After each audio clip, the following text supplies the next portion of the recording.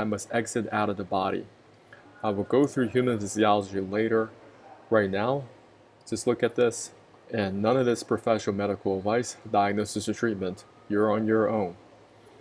You're going to get apple cider vinegar. You're going to get limes, lemons, or grapefruit. Get some citrus fruits. I've used grapefruits the last couple of years. I think they taste the best. Over here, you're going to buy some pink salt or food-grade Epsom salt. Then you're going to buy some black coffee. Prepare some black coffee. This is completely optional. So over here, you have apple cider vinegar. You can choose between limes, lemons, or grapefruit. You're going to buy some pink salt or food-grade Epsom salt. You want to get some instruments, making sure you have everything. Here's a bottle of water, right around 2 liters in volume. You're going to get a metal mesh strainer. You may have one in your house right now. Single press squeezer. I think these are the easiest to work with when you're squeezing out the lemons or limes or grapefruit. Get yourself some measuring cups and just set them aside. Get yourself another set just for the Solflush protocol. Sometimes when people are doing these protocols, they have things all over the place. I keep them all in the same spot. And just for my detoxing protocol, when I travel, I can take these items with me. I can do them anytime on the road. This is apple cider vinegar. You want to make sure you buy ones without any sugar added. This is pink salt. Of course, you can get food grade Epsom salt. This is a stainless steel thermos. You can buy ones that's got to have a volume over 1 liter or over a quart. Okay, so there's going to be a little bit of volume to it. And here's the stainless steel cup for the black coffee. Completely optional. It's up to you if you want to use black coffee. And this is how you're going to mix the ingredients in the stainless steel thermos. Coming back to these ingredients in these directions. This is what I've been doing since 2019. Since 2019, I've been doing this protocol to resolve just cleaning out the small and large intestines combined. So the night before you're finishing dinner around 7:30, you can still drink liquids after dinner, but you're not eating any late night snacks. The next morning around 11 a.m., you're gonna put this on an empty stomach. You're gonna make this in the stainless steel thermos. When you wake up in the morning, you can still have some liquids, but you can't eat any breakfast. You cannot eat breakfast when you're on this. I want you guys is to get that on lock. First, you're going to add a tablespoon and 2 teaspoons of pink salt or food grade Epsom salt in the stainless steel thermos. Okay, so that's 1 tablespoon is 15 ml. A single teaspoon is 5 ml. So you're going to use it twice. So total, you have 25 ml of salt, pink salt or food grade Epsom salt. Put it in a stainless steel thermos. Then you're going to cut and squeeze 3 lemons or limes or 1 grapefruit and put that in the stainless steel thermos. Next, you're going to put in a 1/4 cup or 60 ml apple cider vinegar. The reason why these specific measurements are important. Don't just randomly put things together. It's not going to work. Add 2.5 cups of hot water and stir. Okay, so you're going to stir it up. So you're putting everything in the stainless steel thermos that I described. You have the salt, you have the grapefruit squeezed out, and you want to filter it through the metal mesh strainer. The metal mesh strainer, any type of strainer that you have. You want to remove all the pulp or any seeds, because you don't have any obstructions when you're trying to drink this. Same thing with the apple cider vinegar. If you are getting apple cider vinegar and it still has some sediments inside of it, I highly recommend for you to filter it, because I want to make sure the solution is smooth as possible. Add 2.5 cups of hot water, stir. Okay, then you're going to add a cup of room temperature water and stir. You're putting all these ingredients in the stainless steel thermos. And over here, this is black coffee, completely optional. If you do not want to drink any coffee, that's perfectly fine. So that's how you begin to prepare the Solflush solution. A lot of people, they may get different recipes online, and sometimes people are not mixing these ingredients in this specific water, or they are not using enough salt, or they're not drinking it in the correct way. There are different ways to drink it. I have my way, other people have their ways. Now that I've done this hundreds of times since 2019, I taught myself, my family members, and hundreds of other people all over the world how to do this. And when people, they fail their first time doing this, I usually ask them, what exactly did you put in the stainless steel thermos? Are those the exact ingredients and in specific measurements? And some people, they don't even have the correct measuring spoons. Different countries that you live in, they'll have different measuring spoons, and they may not even say the amount of milliliter on them. And over here in Asia, it's very different.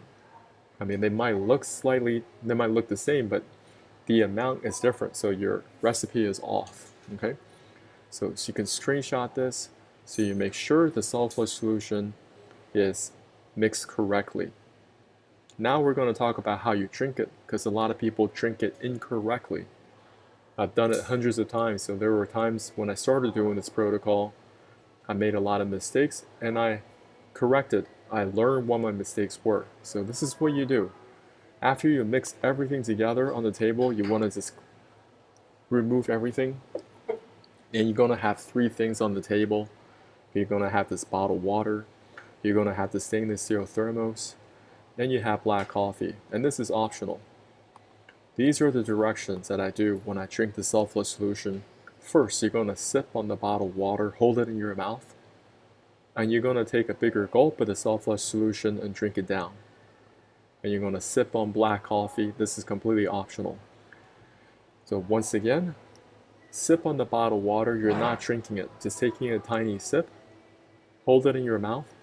You're going to take a bigger gulp of the sulfurous solution and drink it down. When you first start drinking the sulfurous solution, it's not going to taste great. And one thing that you can do is buy yourself a stainless steel straw.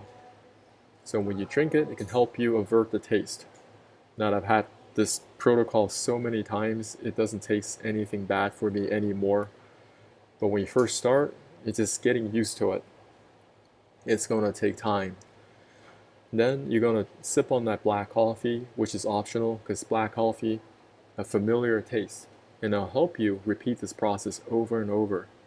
So water, sulfurous solution, coffee, but your goal is to put down the sulfurous solution first in your stomach.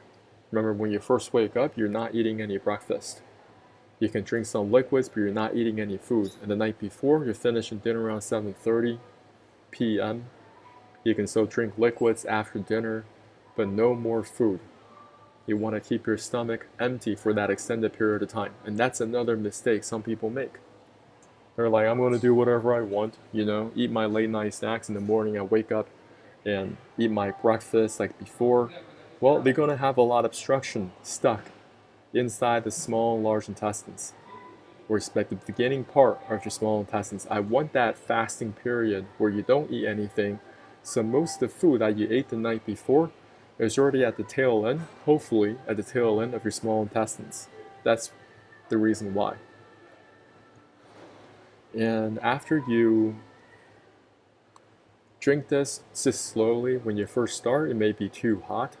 Don't drink everything right away. Just take it in tiny sips, and over time, you'll get used to the sulfurous solution and you'll be able to put that down. So tiny sip, bigger gulp, tiny sip. But the goal is to put this down. Some people make the mistake of drinking this, the sulfurous solution and the water. That's a big mistake because that's way too much liquid. This is about 1 liter. Now you're going to have 2 more, so that's 3 liters right there. You're going to feel very uncomfortable with all that water. Plus, you're going to dilute down the sulfurous solution. The sulfurous solution is prepared in this manner, in those proportions, and it has the ability to clean your small and large intestines combined. And that's what we're talking about. When you're chronically constipated, your small and large intestines is completely full of trash. A lot of people wait too late, and they don't understand these liabilities concerns until it's too late. And this is what's going to happen. It may take you 45 minutes, 1 hour, an hour and a half. I don't care. There's got to be some temperature to this. If it gets too cool, I'm going to heat it back up and continue to drink it. But how you're going to complete this It's totally you're pacing yourself. There's no rush. Don't make any plans in the afternoon with your friends. Just tell people, hey, I gotta fix my chronic constipation. That's what you gotta do. So after a while, you drink this, you just relax, be in that really relaxed state. And even before drinking the self-love solution, I want you to listen to some classical music. Listen to classical music. I listen to Rachmaninoff, Piano Concerto 2, Movement 2, on repeat. And I want to be breathing with a rhythm that is very calming. Because when you have a very calm breathing rhythm, then your body won't be so tense and anxious. Because when you first start drinking this, your body doesn't even know what it is. So it becomes very, very tense. But the more relaxed you are, it says, oh, okay, this person's feeling relaxed, so I'm going to allow the self-love solution to bypass the pyloric sphincter into the small intestines, this 4.5 meters. I'm going to deal with human physiology later. I want to just break it down to you how important for you guys to learn this human physiology, because we got to clean out this pipework in order to resolve your chronic constipation. You're going to experience some poop milestones. First, you're going to come out with some solids, and everyone's a little bit different. Sometimes the timing could be different for everyone, but where you sit into that bathroom, you want to make sure there's no obstructions. There are no toys laying on the ground, because you're going to go to the bathroom multiple times, and sometimes you're going to have that unction to go, and you're kind of just rushing, trying to get to the bathroom. And that's why I tell y'all, do not use anything that can break. Don't use any glass, don't use any ceramic. Because sometimes people, they are running to the bathroom and they're knocking things over. Now you have glass all over the floor. And you're going to feel dumb, because I already told y'all not to do it. So poop milestone solids are going to come out. And you're never forcing things on the toilet. You just let them fall out, okay? It's going to come out, and over time it's going to become soft poop. And over time it's going to become really, really soft poop. All right, so right now, what are we exactly doing? We have a digestive tract. This is very long, and we're cleaning out all the junk from the small intestines. The small intestine is 4.5 meters. It has a surface area of a football field. And the self-love solution is going to help get this cleaned out and push the waste material in your large intestines.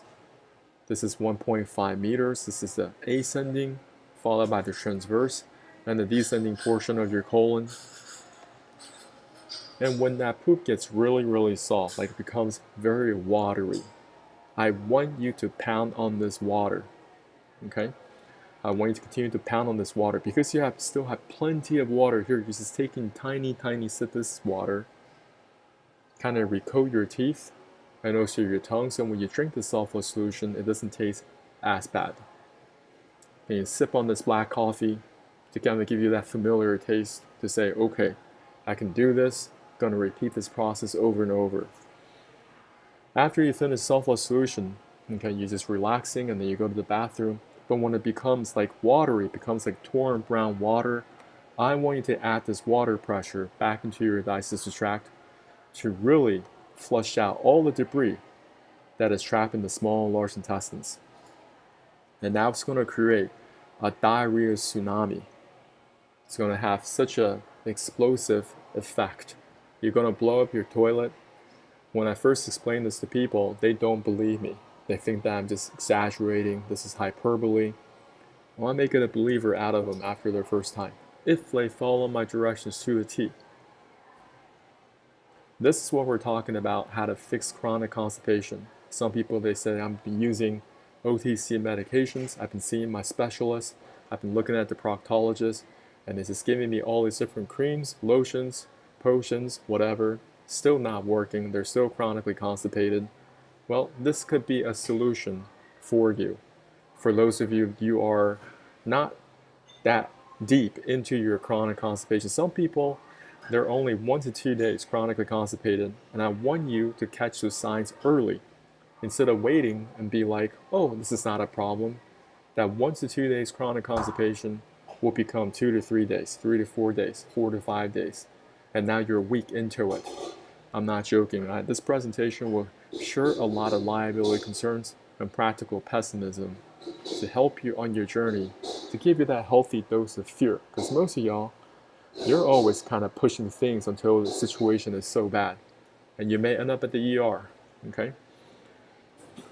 When you're using the toilet, this is another small little technique. Now, once to get yourself a stool, or make a stool for yourself, or buy the squatty potty. Human beings were designed to use the bathroom in a squatting position. We're not designed to use the bathroom at this 90 degree. This modern toilet has caused a lot of pain and suffering for people all over the world because we're designed to squat. We're designed to use the bathroom, bowel movements in a squatting position. If you ever travel out here to Asia, you'll see there are a lot of squat toilets in the public restrooms, different places that you go. Now people might say, well, you guys are so primitive. Well, if you ever try using them, you'll find out that, well, I don't have to huff and puff, beg and plead, trying to get this waste material to go outside of my body. It kind of just falls out. I'm in and out of the bathroom in minutes. So this has a natural angle, efficiency, give you that squatting, while allowing for the luxury and comfort of your own toilet, okay? I can give you another small little idea is that instead of using the toilet seat is very problematic. I highly don't recommend you using it. You can flip it up and just sit directly on the toilet. It's not dirty, just wipe it down, okay? And put some type of a stool, or you're wearing sandals that has very, very thick sandals, that could also help give you into that angle. That's that angle of 35. And when you're using that toilet seat, what happens is that it's going to squeeze on your butt cheeks, and it's going to squeeze your rectum and your anus. So a lot of people, they have, they're not getting a full exit of the waste material because your toilet seat is squeezing on those butt cheeks, and they're sitting on there for a very, very long time. That's the soft flush protocol I want to share with y'all. Okay, there's a lot more coming down this presentation that's just going to spin through my social medias. If you have any questions, you can just put them in the comments. I may not get to it right away, but I'm going to spin through them, and if I see questions I can help answer. Of course, these videos are recorded. They're recorded on YouTube, they're recorded on Facebook, I think, yeah.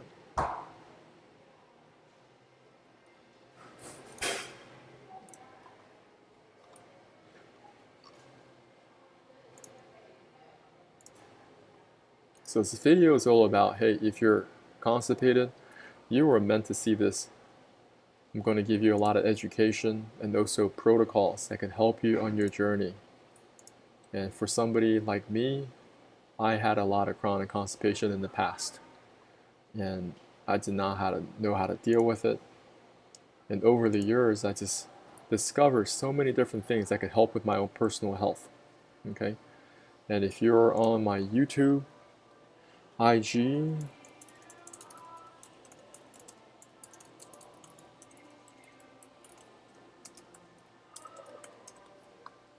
or if you have any experience doing my protocol, you can also put them in the comments. Love to hear from people that tried my protocol before.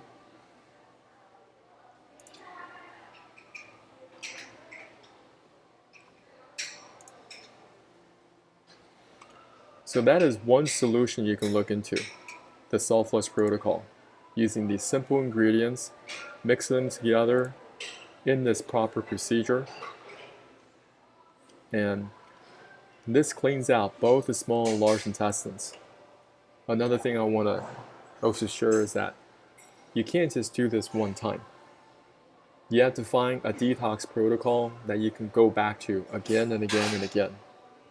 Now you can do this in the comfort of your own home. That's why I love what I love about this protocol, because there are other protocols, other detox solutions out there. For example, let's talk about the colon hydrotherapy. I have not done this myself, so I can't really talk intelligently about this, but I want to share with you what this is. And they're not in every city. Some cities, they just don't even have this. So you're very lucky and fortunate if you have one of these clinics in your city you have access to, and you want to call them in advance because they're probably booked. So over here, this is colon hydrotherapy, or they call colonic.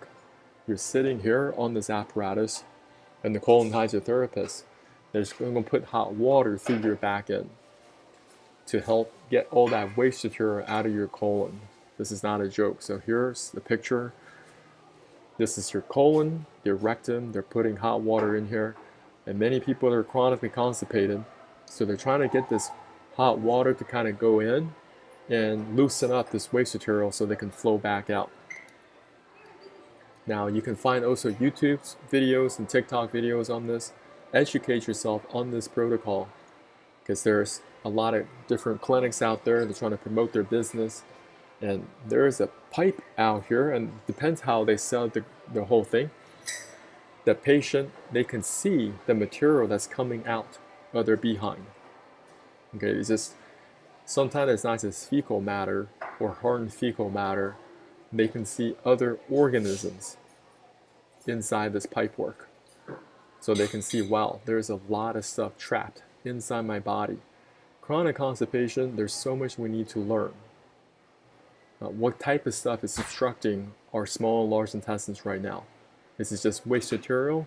Could there be other organisms? Could there be microplastics? Many things can get trapped inside the small and large intestines.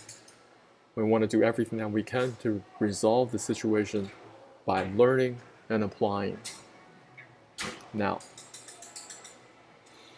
I want to come back to my beginning part of presentation where I show people what exactly is chronic constipation, because a lot of people don't know. They're just seeing signs and symptoms.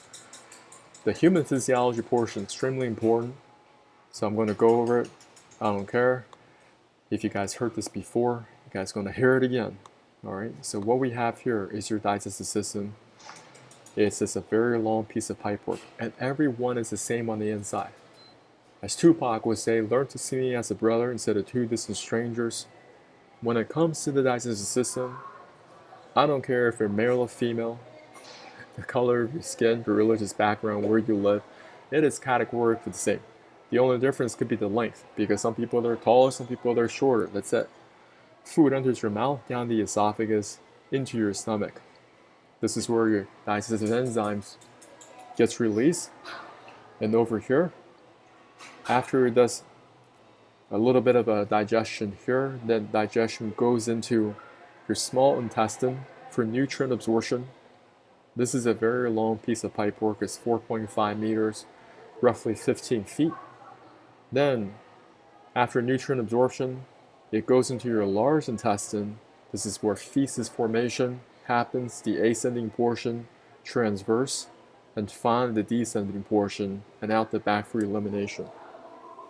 That is your digestive system. Does not matter where you're from. Okay, we're all the same on the inside. Now, what happens with chronic constipation is simply this. Many people, they have a lot of waste material trapped inside this colon, in the large intestine. You got to somehow find your way to go from the picture on the left to the picture on the right. When your elimination is incomplete, residues of old feces can build up in layers on the walls of the colon. As they putrefy, they can cause health problems, pain and discomfort. Many people are experiencing a lot of pain and discomfort, which I would read from different testimonials, different Facebook groups, and people that are ahead, with this disease. They're more getting progressively worse over the years because they didn't fix this problem early. They kind of just, no big deal. I'm only 2-3 days chronically constipated. I'm going to somehow go. It could be the moon, it could be hormonal factors, it could be a whole bunch of different things. But whatever you got to do, your personal health, it needs to do a couple of things. It needs to have urination, it needs to have bowel movements, it needs to sweat. And when you're eating, you must be eating nutritional content, eating food's nutritional content. Now, chronic constipation is a worldwide problem. I did a bit of keyword analysis. People are keen in constipation all over the world. I do not care if it's the English language, Spanish, Portuguese, Russian, Chinese, Arabic, Korean, Japanese, even African languages. People all over the world are chronically constipated. This keyword is undefeated. It never contracted. It is recession proof. That's how bad this problem is all over the world. And people kind of just still play it off. People just play it off.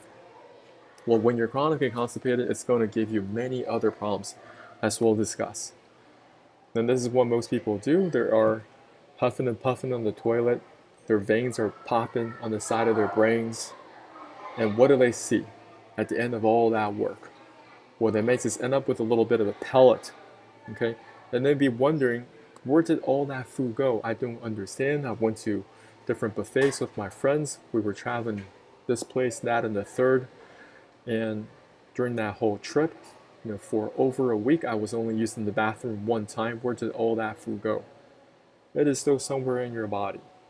It's not magic. It doesn't just disappear. It doesn't just tuck all that food in a corner of your body and somehow poof, just goes away. It doesn't work like that. And when you put off these problems for a very long time, this is what you can experience, or may experience going forward, because you put it off for so long.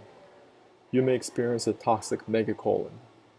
So the waste materials is kept accumulating inside the colon, and your colon just gets bigger and bigger and bigger.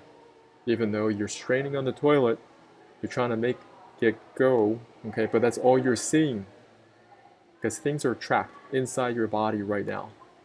So this toxic megacolon, it becomes life-threatening, okay? It's a life-threatening complication. Inflammatory bowel diseases can be very painful and cause permanent damage to the large and small intestines. IBDs can include ulcerative colitis, Crohn's disease, infections caused by this other colitis. Pox's megacolon is characterized as swelling and dilation of large intestines due to the inflammation and accumulation of large amount of gas. I'm not a medical doctor. This is not professional medical advice. I'm just saying this is more than gas that is trapped inside your colon. It's a lot of fecal matter, hardened fecal matter, and the body just cannot push it out of your body. And the doctors have to remove this colon. This is not Animal Planet. This colon did not come out of a silverback gorilla or some large animal. It came out of a human being. And when you remove the colon, you may be wondering, well, what happens next? Well, they got a lot of other procedures for you, and I'll discuss about them. And this is part of practical pessimism, because there are so much risks that's involved with chronic constipation if you do not resolve it early. So I don't care if you are like 19, 20, 21, you might be in your 20s right now. If you're slightly constipated, you must take this very seriously. Not only looking at my protocol here, you also want to look at other protocols by yourself, different books, to educate yourself how you can get the waste material out of the body. After you remove your colon, this portion right here, what we were looking at in that last slide was this portion right here, completely removed. There are many different procedures. They're called colectomies, hemicolectomies, colectomies, and they're different forms. Let's just say the descending portion of your colon is messed up. So doctors, they cut out this portion. Something went wrong here. What they do is they reattach this portion with this portion here. There's a lot of plug and play in the industrial medical complex, which I will discuss. Over here we have colostomy. And over here, this is the disease section of your colon that they removed.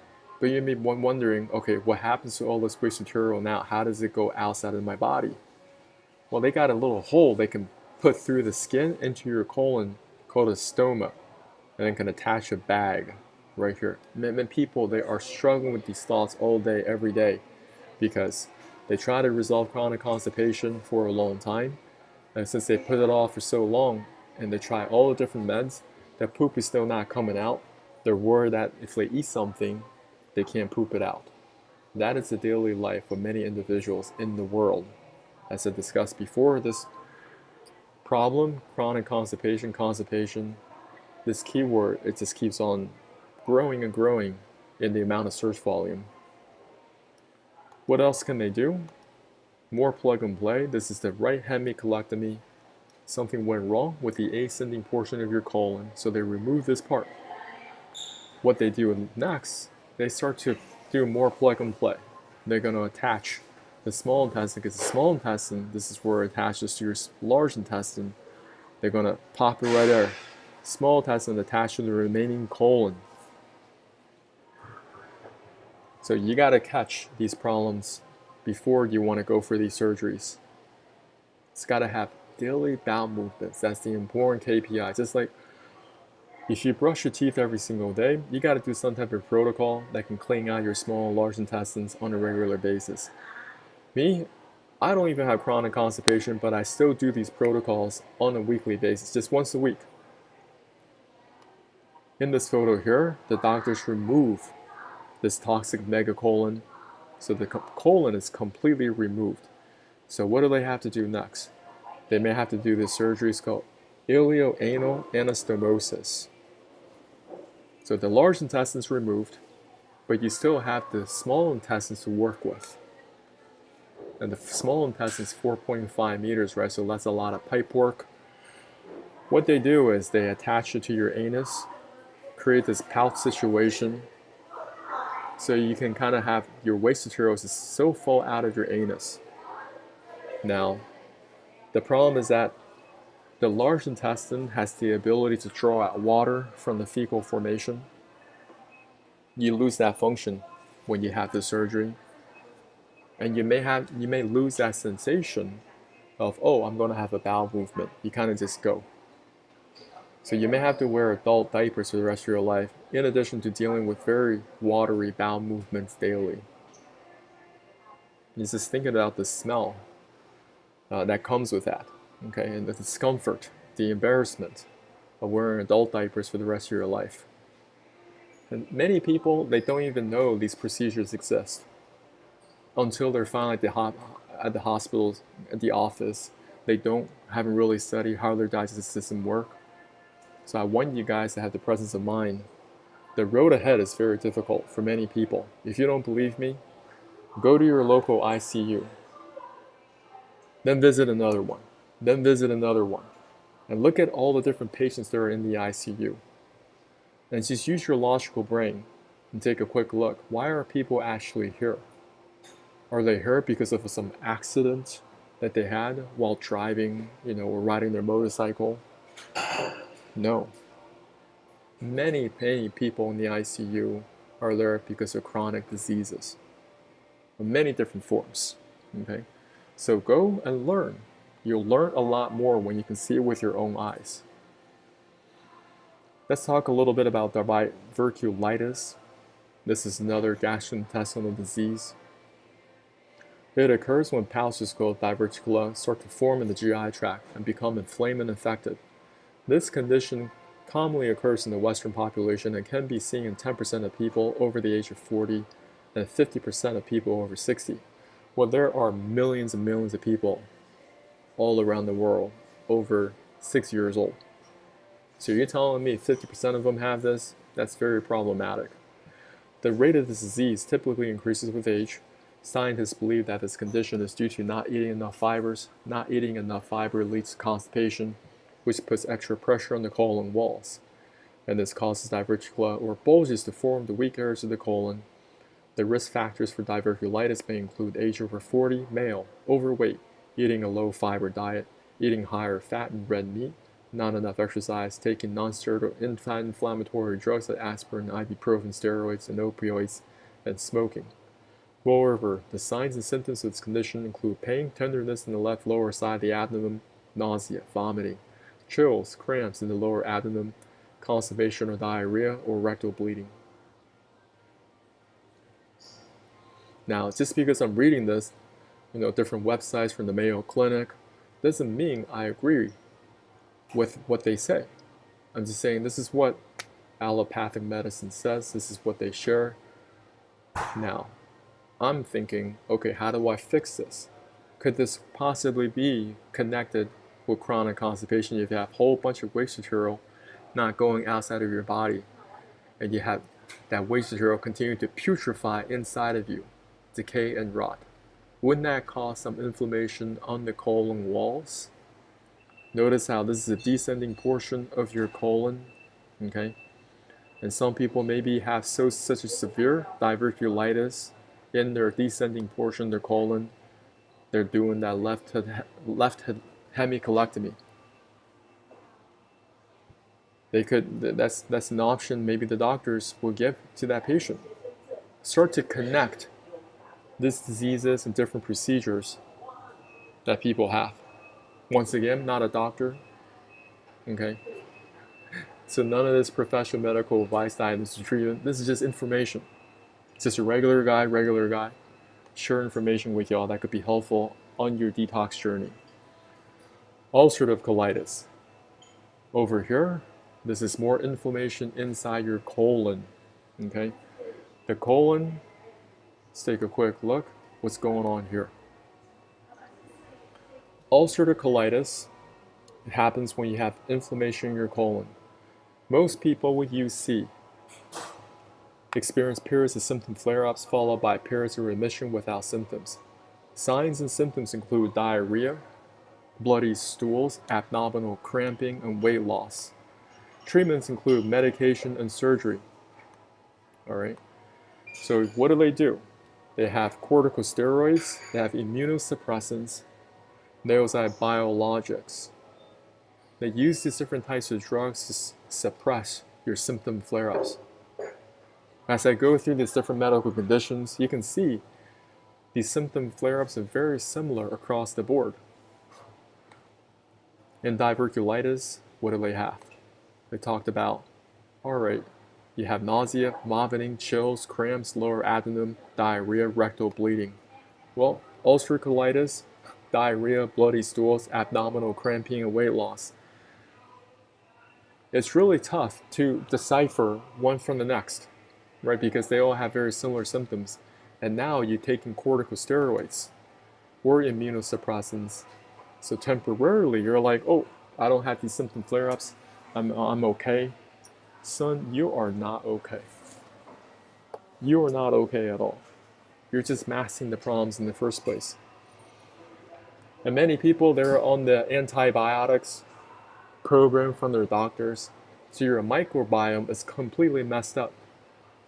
You do need probiotics. You need a microbiome to protect the surface of your small and large intestines. Over here, we have a lady here in Taiwan. Her colon just went all over the place. They call this a severely displaced colon. Now, this lady was only 23 years old in Taiwan. She had chronic constipation. And that's what we're learning about how your colon should look. It should have this particular shape. Ascending portion, transverse, and descend, and out the back for elimination. Her colon is so whack, all right? Her colon comes up, okay, and then comes back down, kind of got a kink in the hose. Then it shoots right back up again. Now her colon is up in her lungs. Now this waste material has to travel up against this pipe when she's walking around outside. She's got to fight against gravity. That poop has to fight against gravity just to get to this point. Then finally down for waste elimination. I don't know what kind of procedure the doctor had to do. She was only 23. Maybe they had some type of procedure to clean this pipe work out and get her colon back into that shape. Because if her colon is still very displaced or is contorted, she's going to have more problems down the line. It's going to persist. Crohn's disease, another gastrointestinal disease, as part of the conditions known as inflammatory bowel diseases. This condition occurs when there's inflammation in the small intestine and colon. The main symptoms of Crohn's disease are diarrhea, stomach aches or cramps, blood in the stools, tiredness or fatigue, and weight loss. It is thought to believe Crohn's disease caused due to genes, a problem in the immune system, smoking, a previous stomach bug, and an abnormal balance of gut bacteria. The risk factors for this condition include family history, smoking, certain medications like antibiotics, birth control pill, non-steroidal anti-inflammatory drugs such as aspirin, ibuprofen, high-fat diet. So there are many different risk factors, and you want to learn about them way before they happen. Here we have somebody with Crohn's disease. Crohn's disease, so you have inflammation not just in the colon, but it's also taking place in the small intestines as well. People, they are chronically taking some type of antibiotics, or they're always taking some type of ibuprofen, aspirin, that stuff. All those different OTC medications, they come with side effects. You want to learn what those side effects are. And you can't just say, oh, I had this symptom here, I'm going to take this drug to make it go away temporarily. What is the root cause to the problems you're experiencing now? Wouldn't it make a lot more sense to fix the root cause? Then you won't have all these different symptoms. That's how I think about things now. The body, there's a mechanical component to it, and it can be understood. You don't want to be that guy when you're going to the hospital and the doctors give you all these scans and you have no idea what you're looking at. You have no idea, and you have no other options. So you're at the mercy of these different surgical procedures. So way before all that stuff happens, you says, hey, I have an idea what my digestive system is all about. This is a very long piece of pipework, and I need to learn to clean it out. Rectal prolapse is very common. So in a regular colon, right at the very end, some people, they may experience something called a rectal prolapse. The rectal prolapse, basically you have your anus is flipping inside out. There's a part of your anus that's flipping inside out. It flips inside out. It's very painful, okay? It's going to smell a lot because there's going to be remnants of fecal matter attached to it. A lot of old people do this because a lot of old people are doing this daily. They're sitting on the toilet for a very long time. They don't know how to resolve their chronic constipation. It's a daily battle for many elderly people. So the rectal prolapse is just part of their routine, okay? And when they're wiping, they're going to the bathroom for a very long time, and they are experiencing rectal bleeding. Yes, they are experiencing a very, very foul body odor. It doesn't matter how often they clean their clothes or underwear, there's always that slight hint of really just old people smell. You know what I mean? When you get around old people, they have a particular smell. And it's categorically the same. I'm going to tell you what that old people smell is all about. It's waste material not exiting out of their body. But that waste material is still going to putrefy. It's still going to exude through the skin. It's going to ooze through the skin. And many people, they're also experiencing something called anal fissures. Anal fissures are also very common for people that are chronically constipated, sitting on the toilet for a very long time, and they're exerting a lot of pressure trying to make it go. Now, doesn't matter if you're talking about a prolapse or anal fissures. When you're reading these medical texts, they always say things crazy like, while several factors are thought to be linked to rectal prolapse, there's no clear-cut cause. An estimated 30% to 67% of patients have chronic constipation. Wouldn't that be a pretty clear-cut cause? So infrequent stools with severe straining, and an additional 15% have diarrhea. In the past, this condition was assumed to be linked to giving birth multiple times of vaginal delivery. However, as many as 35% of patients with rectal prolapse never gave birth, and it can occur in men. There might be some genetic predisposition to this condition. In other words, some patients are more prone, based on their genes, develop this condition while others don't. An anal fissure is a breakage, it's a crack, it's a splitting right here. In some people, they develop hemorrhoids. At one point, I myself had hemorrhoids. It was very uncomfortable, very embarrassing, because it was very itchy, right?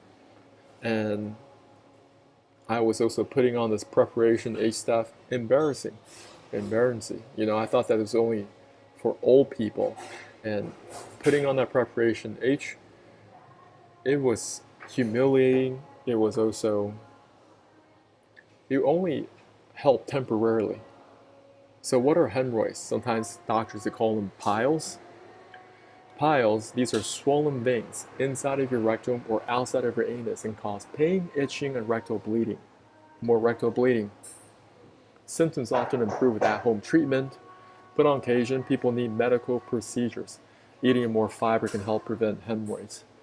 I want to challenge when your doctor tells you that, oh, you have chronic constipation, which led to you straining on the toilet.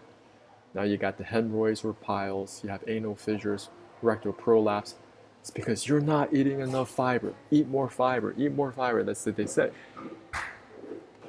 It doesn't make sense for you to eat more fiber when you have problems inside your colon right now. You have unresolved chronic constipation, and you're going to eat more fiber on top of that. That's going to pack more waste material in. How does that make any sense? Wouldn't it make much more sense to go from the picture on the left and go to the picture on the right to give your body a fresh start? Can you say fresh start? Give your body a fresh start. Then you can go eat healthy fiber, healthy foods. Okay? Fruits, vegetables, so you can have predictable bowel movements. The order you do doing things is very important, because if you just focus on, oh, the doctors told me this, what are you going to pack this in? You're still chronically constipated. This happened to my grandmother. The doctors told her you're chronically constipated, so he gave her a whole bunch of fiber. Well, after taking in all that fiber, she's more constipated than before. Now, this is a proctologist. Proctologist, many of you may not know, but I just want to tell you guys in advance, this is not a doctor you want to go see. Nobody says, oh, I really look forward to seeing my dentist. Well, I really look forward to seeing my proctologist. No, you don't want to see any doctor. A proctologist are highly specialized medical doctors who are mostly called colorectal surgeons. These experts diagnose and treat conditions with the entire gastrointestinal tract, but specifically issues involving the rectum and anus. Okay. So over here, they perform different surgeries. They basically tell you to bend over, or you maybe lay down, and so they can check out your behind. It's a very private, it's very embarrassing if you just think about it. I don't even like to go see my dentist just for a routine cleanup, okay? I'm going to do my best so I never have chronic constipation and I can avoid going to see a proctologist. Because the proctologist is going to say, oh, I see some piles, see some hemorrhoids, okay? I see some rectal bleeding, all right? What else do I see? I see hemorrhoids. I see anal fissures. I see rectal prolapse. I'm going to do some procedures for you, okay? This and that and the third, I'm going to patch it up. Well, if you are not fixing that problem upstream, which is chronic constipation, you're going to have more constipation later going forward. You fix the symptoms here, but if you don't fix the problem upstream, which is this, you're going to continue to sit on the toilet for a very long time, and you're going to develop new anal fissures. You're going to develop new piles or hemorrhoids, and you're going to have new rectal prolapse. Does that make sense, y'all? Does that make sense? So I'm going to go through my social media. If you have any questions, be happy to help you answer. So if somebody's on my YouTube, ask your questions. In my YouTube regarding digestive health.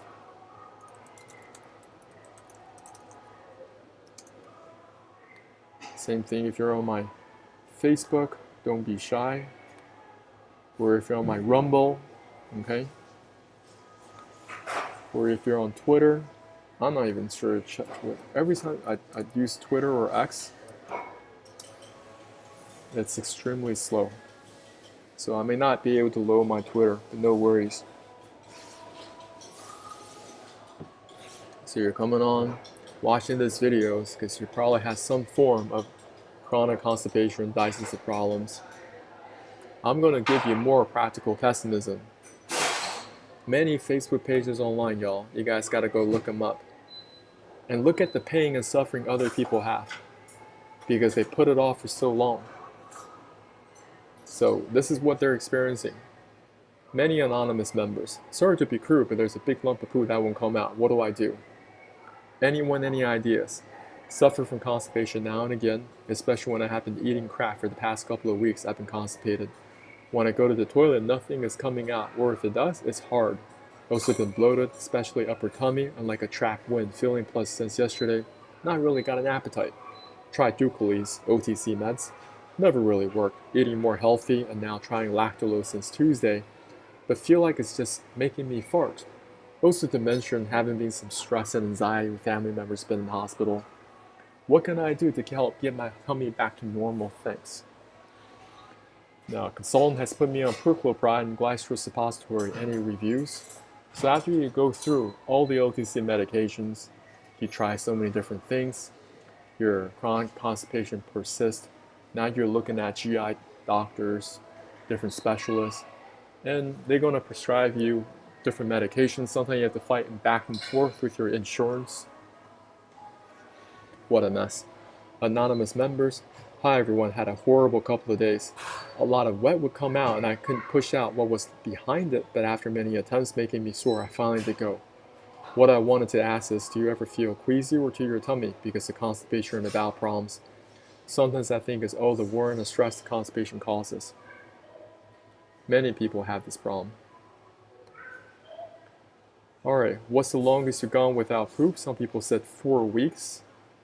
Was hell. I was throwing up feces, unblocked myself, suppositories eventually. Horrible. I've been reading around. It seems to be that lenses, amesita, integrity, and most of these eventually stop working. Has anyone noticed or had any other ideas? So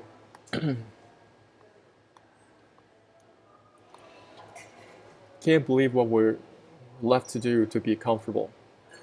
I'm so backed up, my stomach's very bloated. Looks and feel I'm 9 months pregnant. This is affecting my quality of life, getting depressed. I try so many things and still not being able to clean out. Oh, I'm so tired of this. This morning I was driving and all of a sudden it hits me. I didn't make it to the bathroom. All over my shorts and car seat. I'm so incredibly exhausted from this. I'm to the point of wearing adult diapers. There was a lot of mucus. This is normal. You can see these problems, they don't just go away. I'm impacted. All home remedies, OTC laxatives, enemas, dietary changes, additions, nutritional oils quit working last month all of a sudden. The ER couldn't reach it. When their enemas didn't work, the highest dosage of lenses does nothing. And the Miralax colonoscopy prep is giving me overflow diarrhea. Small bits are coming off the impaction. Probably from the hospital enemas got that Saturday. What else can I do? I feel like impaction is just way too big to get out. It seems like nothing is softened enough. Put yourself in the shoes of these people experiencing incredible amounts of pain and discomfort. This could be you. This could be you.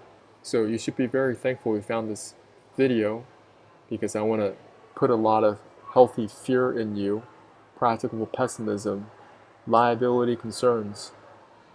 So this will not be your future. People trying different things, nothing is working. You'll dive deep into these forums, and the common denominator is basically whatever they're doing in the world of medicine is not working. It is not working. So you're going to have to find your way to resolve chronic constipation. So it's no longer a part of your life. It's not something that you're worried about.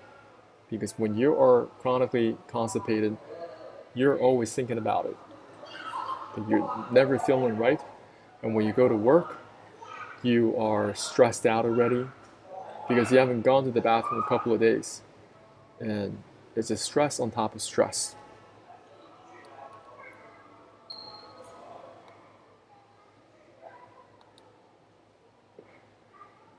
Just going to read some of this. As far as OTC laxatives, nothing really works there.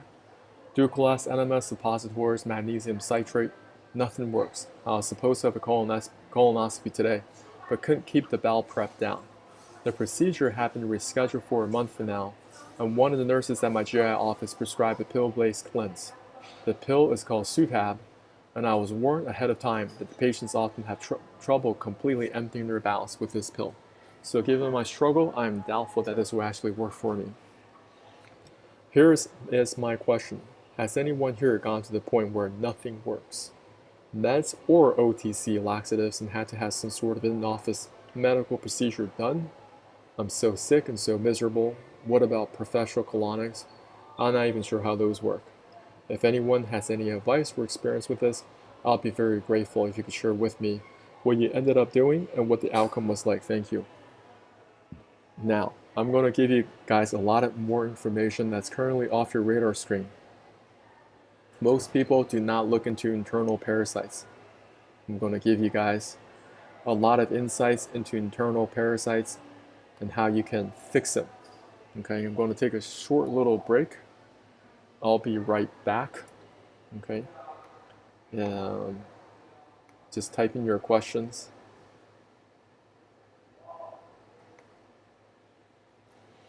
I'll be right back.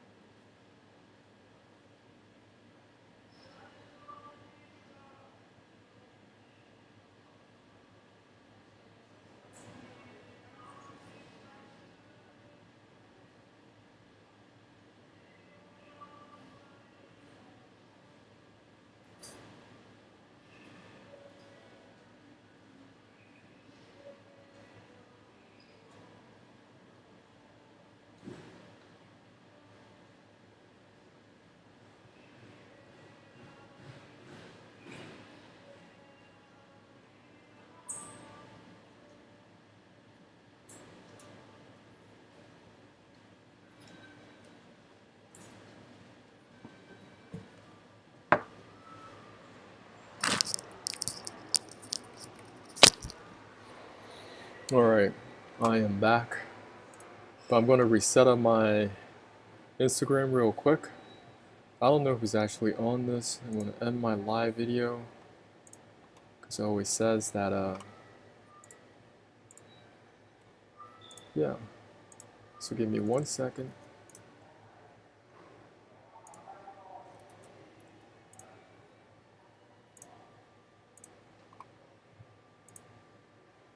So over here, the Instagram, I'm gonna modify. I'm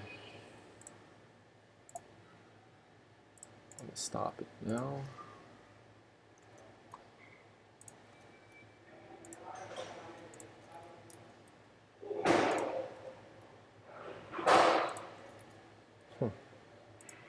Yeah, there's stuff about Instagram.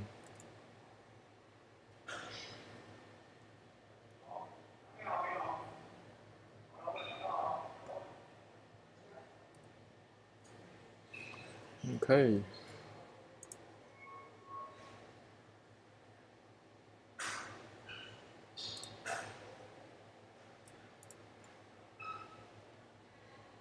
So, you person on YouTube, welcome, welcome. You're still here. I think same person. Who knows? If you have any question, don't be shy. Just ask your questions. Alright, so what else we got here? I wanted to talk about internal parasites. Oh man. Guys, internal parasites are everywhere. They are a risk, it's a risk factor most GI doctors don't even look into. When you ask most doctors about internal parasites, they have no idea what you're talking about. They think that, oh, you're just imagining things.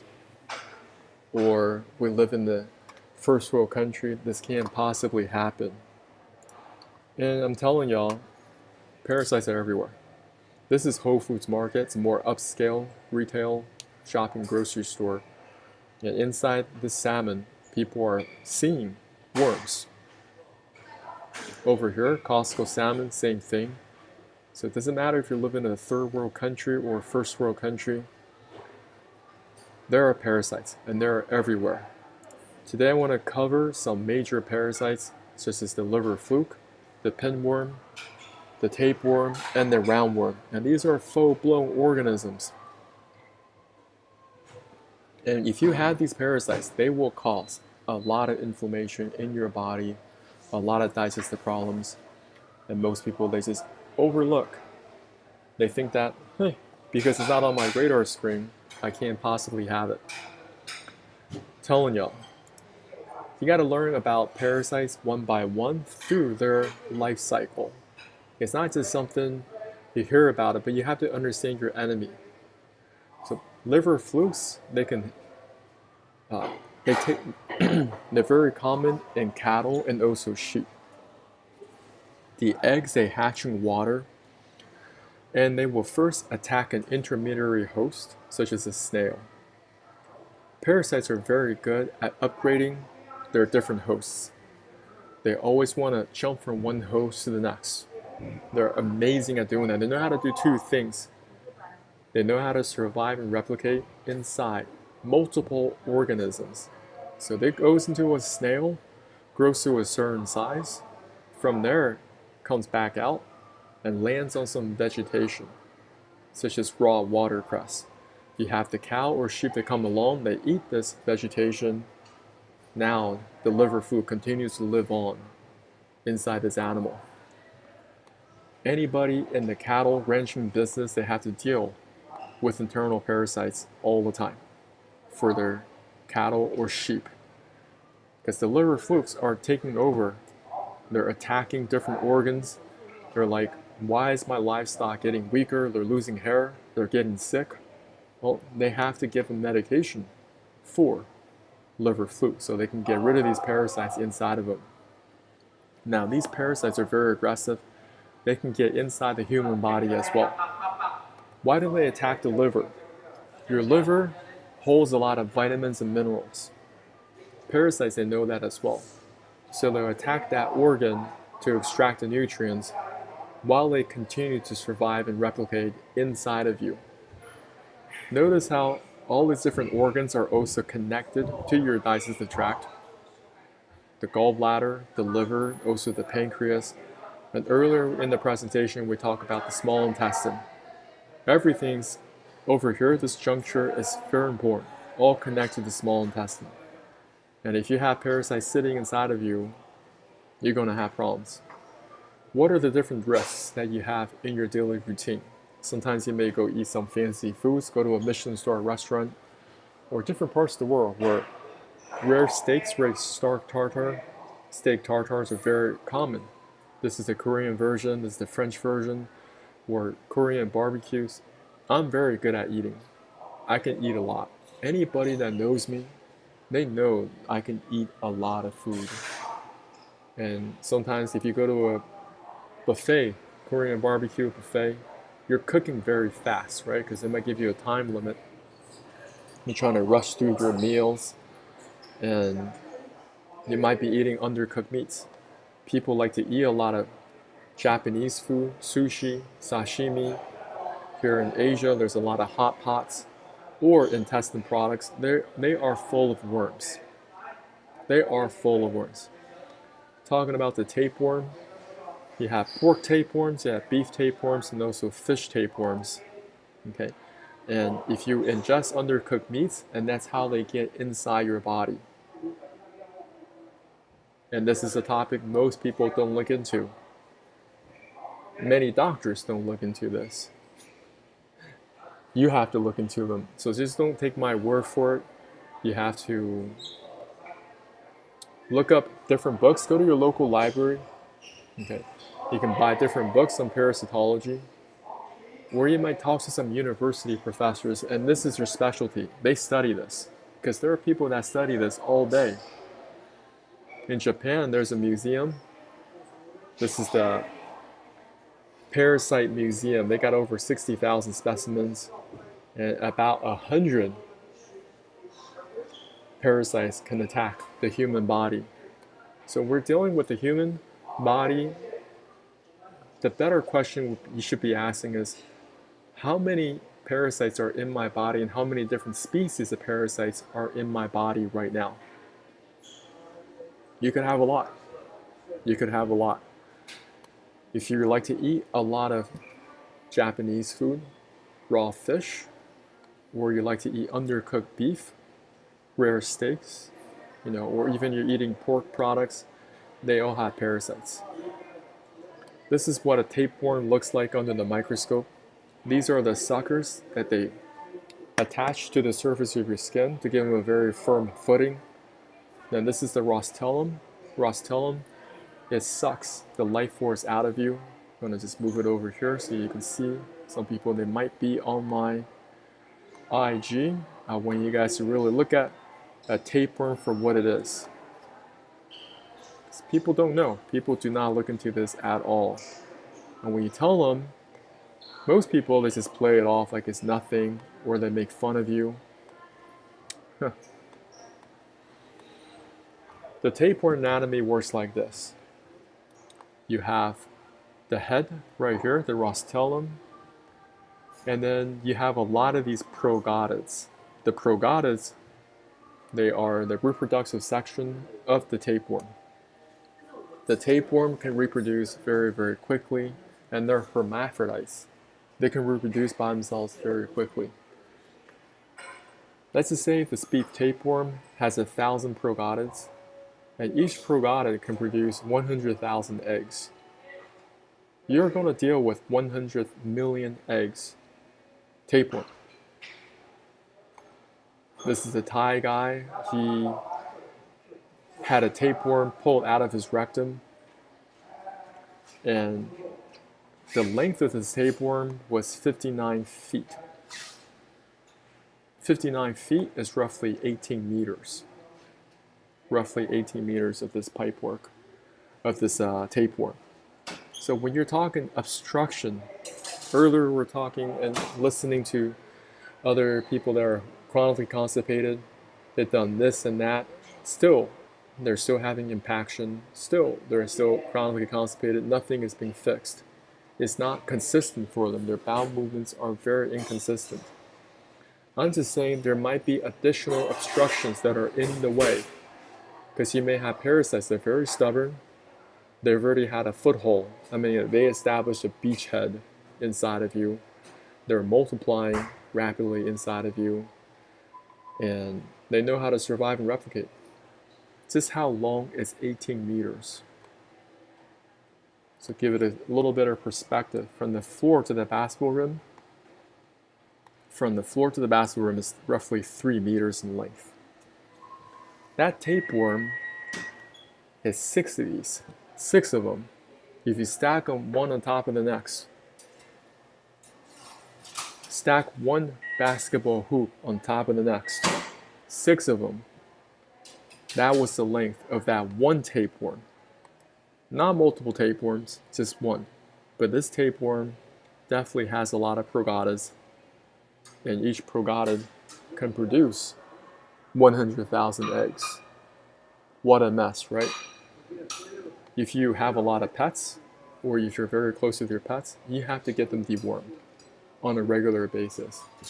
Sometimes if you have a cat or a dog and they're going outside, they're coming inside, you don't even know what they do on a daily basis. Let's just say if the cat goes outside, they end up killing and eating a rat, right?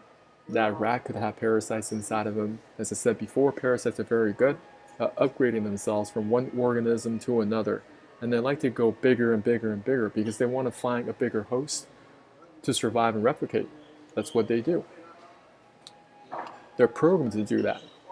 Here's a tapeworm that was extracted out of a cat. Even the cat's freaking out. Over here you have an American bully just spewing out roundworms.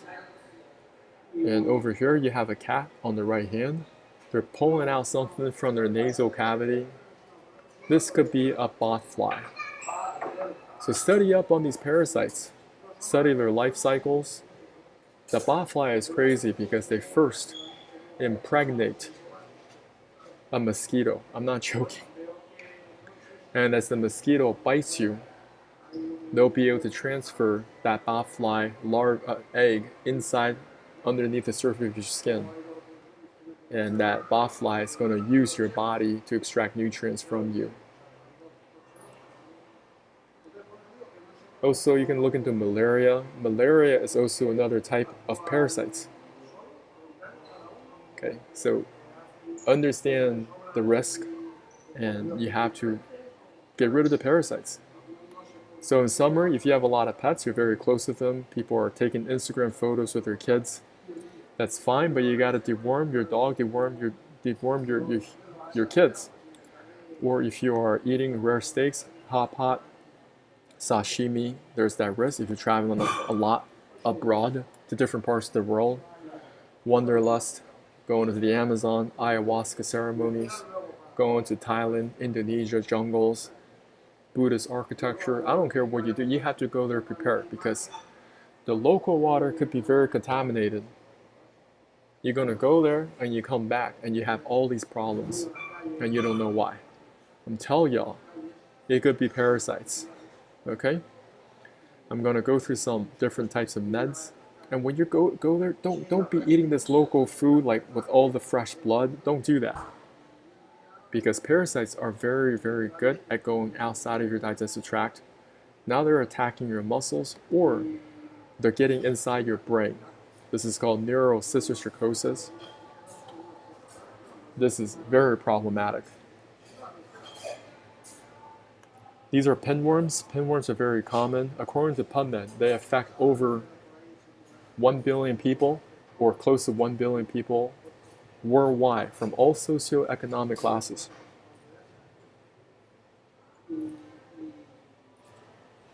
So over here, you may have this feeling you want to scratch your behind because the females, they gravitate toward this area to lay eggs. That's what they do. And these are organisms you can actually see with your eyes, okay? Roundworms. These are pinworms. Adults could get these too, not just kids. Over here, the roundworms are very, very common in pets. They go from one animal to the next, from your pets to you, okay? These are called zoonotic diseases. Zoonotic diseases are diseases that are able to spread from animals to humans. Now, this is what the doctors don't know about, most doctors. Let's just say you're very, very infected with roundworms. They're stuck inside your small or large intestines. And you wonder why you have a tough time getting the waste material out of your body. The poop can't even pass through your colon smoothly because of all this roundworms. This is not Animal Planet. This is a human colon. And the doctors had to do surgery on this guy because they found out this person has so many roundworms sitting inside of him that they pull them out. Or some people parasitic infections gotten so severe, they have to pull them out of their liver, one by one. Now, you don't have to be like that. You need to find solutions right now and learn how you can flush them out of your body. I'm going to spin through my social media, make sure there's no questions.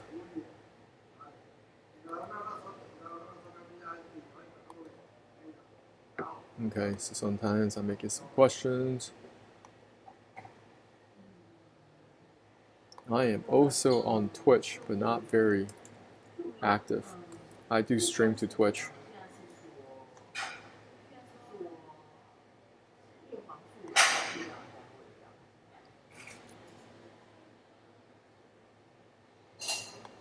So I'm going to give you some herbs and different herbal blends that could be very helpful. So you got to work with your naturopathic doctor. You got to work with your people, okay? Because I'm not a doctor. So clove bud has been a popular treatment of parasitic infections for centuries. Also wormwood, been a traditional herbal medicine to treat different parasitic infections. So you got to look into these. Now you may find them in tincture form. Black walnut, wormwood combination. This one is in pill form, tincture form. And look into something called membezidil, Vermox, membezidil. This is OTC, actually. Yes. Most places in the world, this is OTC. You do not need any prescriptions for it. And this product can help you eliminate internal parasites, different internal parasites. And if you have dogs or cats, Panicure C, talk with your vet. This could be a great product for them to get rid of their internal parasites. Now, getting rid of parasites, not just something that you do one time. I want you to study how these different drugs work or different herbal blends, because a lot of them, they can only target the adult parasite. They have no way of eliminating the eggs or the tiny larvae. So this is something you have to do persistently if you really want to get rid of parasites in your body, like 90% and up. It has to be something that's got to be done. Initially, you may go for an extended period of time, and later on, you may just do maybe twice a year, something like that. I don't know. You have to find out what's right for you. And for those of y'all that you're very, very infected, you know, the doctors tested, they're finding all sorts of different parasites in you. You may have to find prescription strength. These have to be prescribed. This doesn't, but these two definitely need a doctor's prescription. There are many different products on the market for parasites. You need to study them out for yourself and work with your doctors and find out what's right for you. And you got to talk to a doctor that actually believes in any of this stuff, because most of them don't. They just think that you're talking crazy. And I don't recommend people doing this right away. Some people might say, well, I want to get rid of my internal parasites. Heard about John. John told me to get these products, so I go get them. But I think that can be a mistake because you haven't learned how to clean out this pipework first. Why don't you clean this pipework first? Get the waste material out of the body. In the process of doing so, you may flush out some parasite eggs and also small little larvae. And that's going to alleviate that burden off of you. If you just kind of take these drugs or OTC meds, herbal blends, haphazardly, you're going to have more problems, because this is you right now. Most people. Colon completely stuck with fecal matter. And now you're taking these medications or herbal blends. You're going to kill a lot of these parasites. But now you have a bunch of dead carcasses sitting inside of you. You're going to be in a much worse situation. You're going to have other problems that flare up. So I'm telling y'all, not professional medical advice, get this cleaned out. After you clean out, then take the medications. Then you still got to do this protocol to flush out the dead parasites. Does that make sense? Wouldn't this make much more sense if you cleaned out the pipework? Get rid of the waste material, then you have the confidence when you do take these medications or herbal blends, you have a bunch of dead parasites sitting inside of you, but no problems. You know how to flush them out with the soft flush protocol. That's what I tell people to do in my protocol, in my program, so they have an idea what the direction that they're going to recover their health. It's about detox. It's not just supplementation, okay? It's not about supplementing your way to health. It's about restoring your body functions. People are losing their body functions. And the way to restore is to get the waste material out. Get the waste material out. Then you start eating healthy foods. You're eating for your cells, okay? Not just for taste, eating for nutritional value. So you gotta learn and define what is nutritional value for you. Because your program, your nutrition plan, my nutrition plan could be very different. But I think it's gonna be somewhere in the lines of, hey, natural foods. Not gonna come in a box. You're not eating processed foods all day, every day. Or things that you can just microwave. Okay, don't do that. Gonna look something like this. And you're gonna prepare it in a healthy way. And there are many recipes online, guys. No excuses. So many free videos on YouTube preparing healthy foods. So, if you have any questions, you guys, put them in the comments.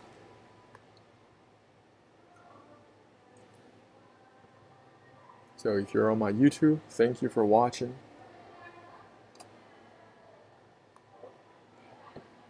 So this part of the presentation, I just tell people a little bit of myself and my program. My name is John, and I teach people about digestive health. People usually come to me, they tell me they want to lose weight. I said, okay, you want to lose weight? That's great. How are you going to do it? Some people say it's going to be about my nutrition plan, my workout plan. Well, I tried all that. This is what I did before with a nutrition plan, with a personal trainer, and I was going to the gym 4 or 5 days a week, doing every set. Still could not get any results. I still continue to have digestive problems and never really achieving those results I've been looking for a long time. Now, over the years, I learned and discovered, oh, I just got to clean out this pipework, okay, eliminate the internal parasites, and throughout the whole year, this is what I look like pretty much the whole year. I don't really struggle with weight loss rebound. Most people experience a lot of weight loss rebound, especially in their 30s. They're trying to lose weight, so they may lose a few pounds going to the gym, but they always bounce back, just as I did. Now, if you want your weight loss to be permanent, it's going to be a combination of detoxing, eating right, exercising, but I'm not exercising like I'm pushing myself so hard at the gym. Like today, I just did very simple exercises. Went for a walk, came back home. I had some weights in the house. Did some weights in the house. Did some stretching. That's it. And that keeps me fit all year around. That's all I have to do. But I learned that you can't fight this uphill battle, right? Many of you watching this video, you could be in this state already. Instead of looking at the surface of the problem, which is, some people say I'm only focused on my belly fat. How do I get rid of this dad bod? How do I get rid of this belly fat? Okay, and I've tried different programs, and it's become very depressing. And this is a fairly young guy, He might be only in his 20s and is getting this. Well, you gotta clean yourself on the inside.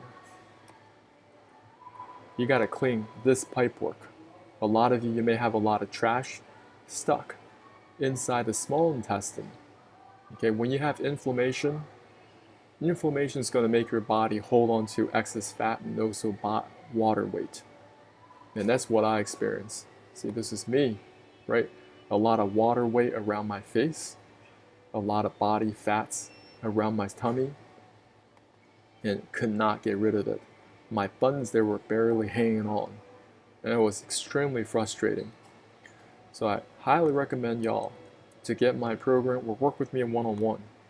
There's a lot of y'all needs that guidance. You don't know how to restore your health, okay? And to restore your health, this has a lot to do with detoxing. And that's really, I stress that with my family members, with my friends. And that's how I'm getting the results. It's not just exercising. It's not just supplementation. All the things the market wants you to focus on.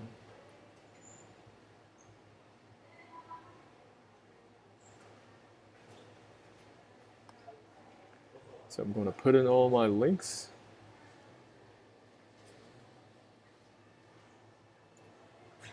Y'all follow me on my social medias, my YouTube, it's Twitter, Instagram, doesn't matter where you're coming from. If you have questions, just hit me up on my Instagram. Maybe some of y'all need to, oh, we got Sticky still on here. If you're on here, just ask me any questions, be happy to help you answer. Hope you're doing well.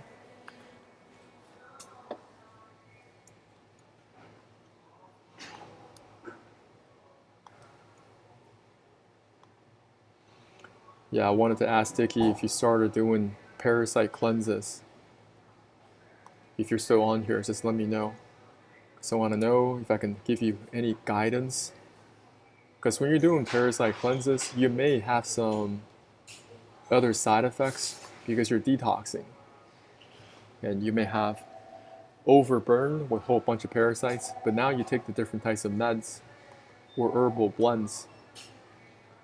The parasites inside of you, they're dead, right? So you have dead carcasses, and that may cause an additional inflammatory response. People don't realize that the bathroom, parasites have used the bathroom inside of you too. So while they're sucking the life force out of you, like these roundworms, they're also using the bathroom in you. So you're extra burdened with more poop, more waste material from the parasites.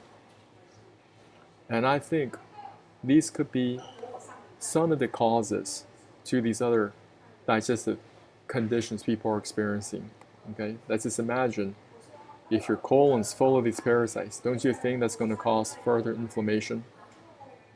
Or you have parasites sitting across the small and large intestines, and you may have ulcerative colitis or Crohn's disease.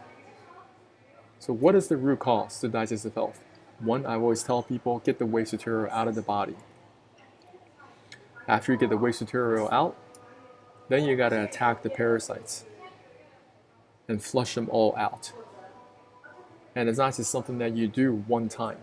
That's another mistake most people make. People just think, oh, I took my anti-parasites last year, and now this year I haven't done anything wrong. That's dumb. So do them regularly. The more problems that you have, you may have to go for an extended period of time. Okay. Once I find out some type of a detox protocol, I just have it on my calendar and I plan to do it for the rest of my life on a consistent basis. And for some of y'all been on my programs, I've been teaching people how to do a liver cleanse. How do you get the gallstones out of the body? The gallstones could be trapped inside the gallbladder, talking about these things.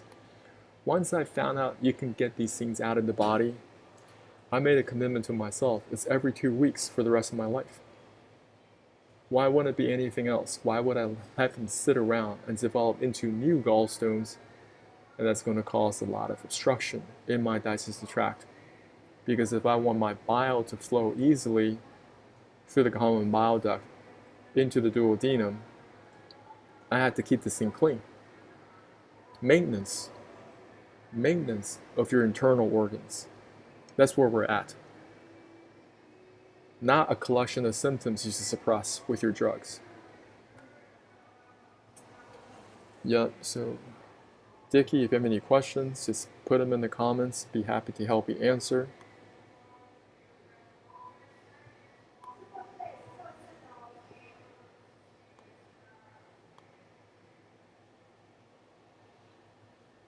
So I just want to thank y'all for those of you watching my videos. Hope you find them very helpful. And every single day I'm learning something new.